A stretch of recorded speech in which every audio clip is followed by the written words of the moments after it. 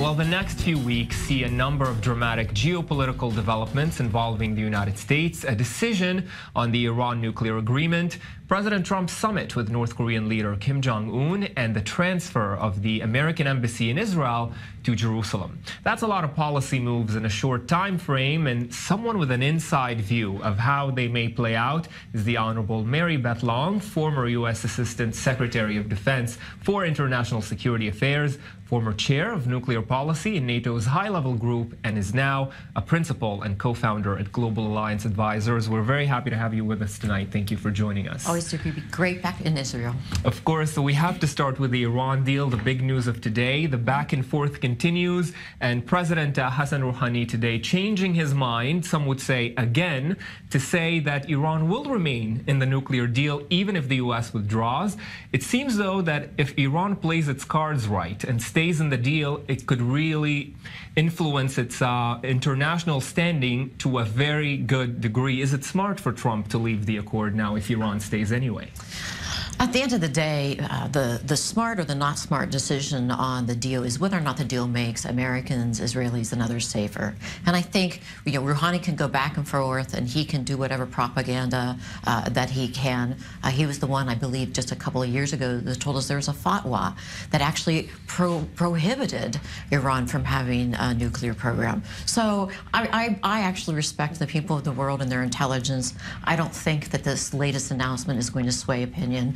The fact of the issue really is that Iran is on the march, that the deal is not a good one. It doesn't leave anyone safer. And I believe the president will go ahead and do what he said he will do, which is either get a better deal or leave. Meredith, I just want to get your take on the presentation by Prime Minister Netanyahu. Very dramatic, speaking in English, so his audience was definitely abroad, not from here. To what degree do you think he influenced what the decision-making process is or not?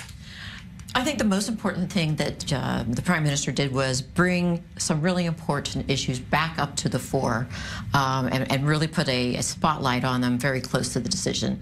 There wasn't a lot of new information that was presented in the actual presentation, but the most important thing was that we learned that probably the scope and the size of the program was larger than we thought, and that the intentions, sort of the foundational principles that the previous administration went into the deal with, the idea that the Iran would be held to an accord, the idea that they weren't particularly looking for a nuclear weapon. I think that's when the issue of the fatwa come up. I think that what the Prime Minister did is he focused Americans on that, and Europeans, like a laser beam, to say that this is, once again, a country with an accord that we don't trust, and we shouldn't trust. And yet European leaders like Merkel and Macron are saying, and maybe not in so many words, this is the accord that will stop Iran from becoming a major, dangerous nuclear power, at least for a few years that we can see into the foreseeable future.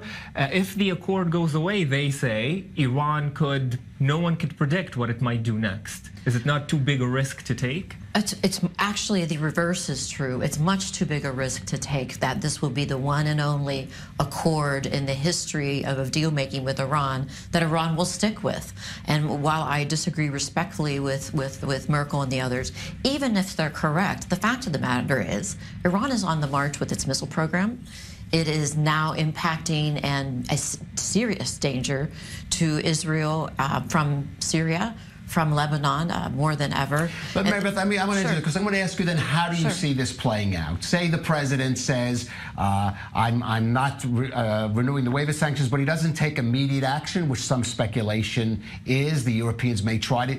Do you think that there will be a fix made here, or that the deal will be nixed? And in that case, what happens next? I think there has to be a fix made, or the deal will be nixed. And right now is. But do you believe that? Do you believe that a fix will be made? Is that how you see it playing out? I don't. I hope it will.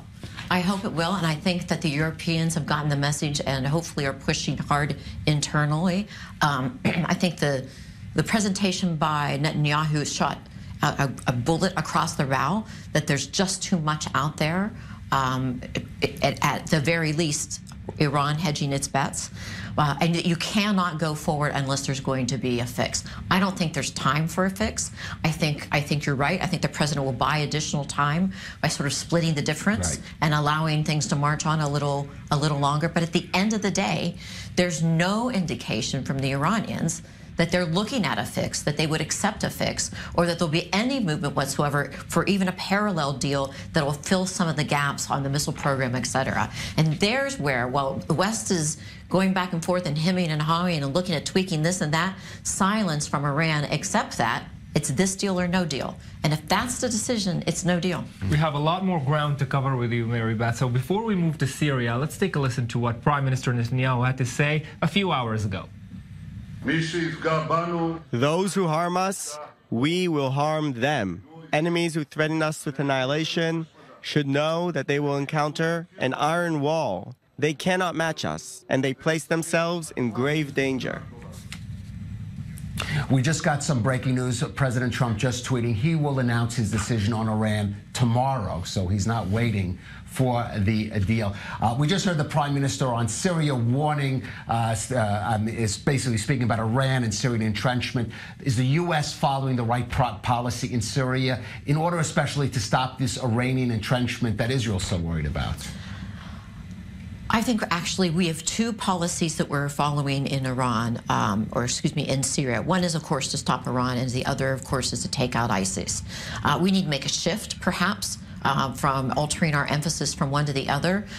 We've been very successful with our coalition and our allies in moving ISIS back. Perhaps it's now time to focus a bit more, not only on what Iran is doing, but what Russia and Iran are doing jointly to basically carve up Syria and be a threat really to the region. So more involvement. You want to see the Trump administration take a more proactive approach in Syria, on the political future of Syria. I think everyone needs to be very proactive on the political future of Syria, yes. And let me just ask you, just briefly, before we go to a quick break, American footprint in Syria, President Trump wants to reduce it. Would that be unwise at this time? I think at this time, even the president has said, it's not the numbers, and we all talk about reducing the numbers, it's the type of activities. I think it's time for an activity type adjustment that may require additional resources or enablers. Including troops. I'm trying to pin you down here. I know. I don't make those decisions. I defer to Secretary Madison, the president. I see. Okay. Well, they're not here tonight.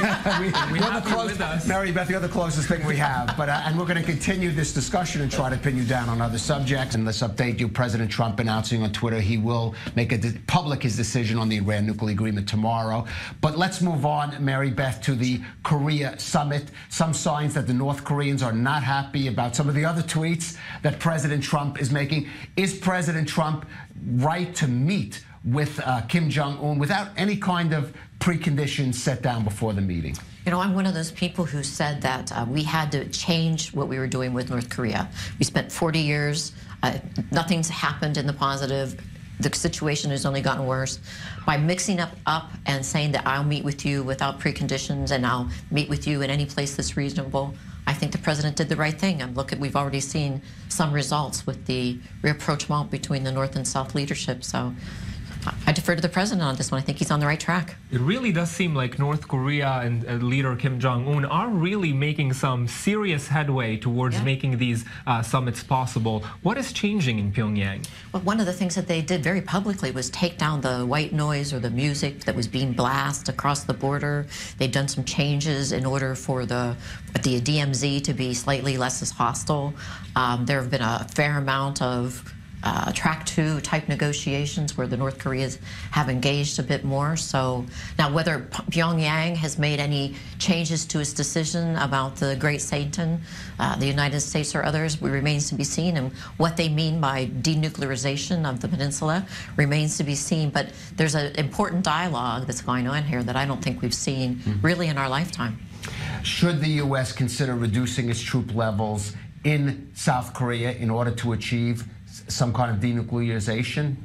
I haven't heard the president or General Mattis say anything different than everything's on the table, and that means everything. And that may mean both the numbers and the type of presence that the U.S. has long term if we move toward a more peaceful peninsula. So I think I think everything literally is on the table.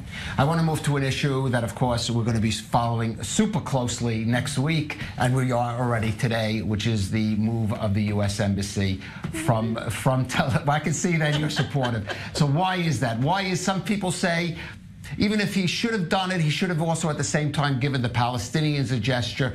How do you feel about the way it's been done, the move from Tel Aviv to Jerusalem? I was not a huge fan with the way that it was done, frankly. Okay. I felt like it would have been a great opportunity to give something for the Palestinians to chew on, and also to deal with their domestic issues and their narrative. But it seems to have really broken up the talks to the point where they're relevant again. People are excited again. People are motivated again. So I think the president's been careful to say that there's still opportunity for the Palestinians. And now, perhaps with this action, we can move the peace process down the line and get it back on track. But is there reason to fear that the Palestinians have been pushed further away from a negotiating table that includes Israel and the U.S. following this announcement? I mean, we see the protests on the Israel-Gaza border every week. I think if the Palestinians haven't said it, they've certainly tried to say that this is something that where they view they have been pushed away, not only pushed away, but left out of the conversation, which has been one of their complaints all along regarding resolving the issues. I don't think it was particularly helpful along those lines, but probably much more helpful than some of the comments that are being made. There's pressure, as you know, coming from the Arab world. His Highness, the Crown Prince in Saudi Arabia, Mohammed bin Salman, came right out and said as well that he would like to see some movements, and he would like to see the Palestinians get back to the table in a meaningful way, and let's work out a solution. So perhaps it's the time for different pressures. I mean, really, just in another 20 seconds, do you think that's feasible, that we're going to see the Palestinians maybe in the coming year back at the negotiating table? I would love to see them back at the negotiating table. I worry about a lack of leadership and infrastructure to make anything like that happen. Okay, Mary Beth Long, former U.S. Assistant Secretary of Defense, thank you so much for coming down with us and joining us in the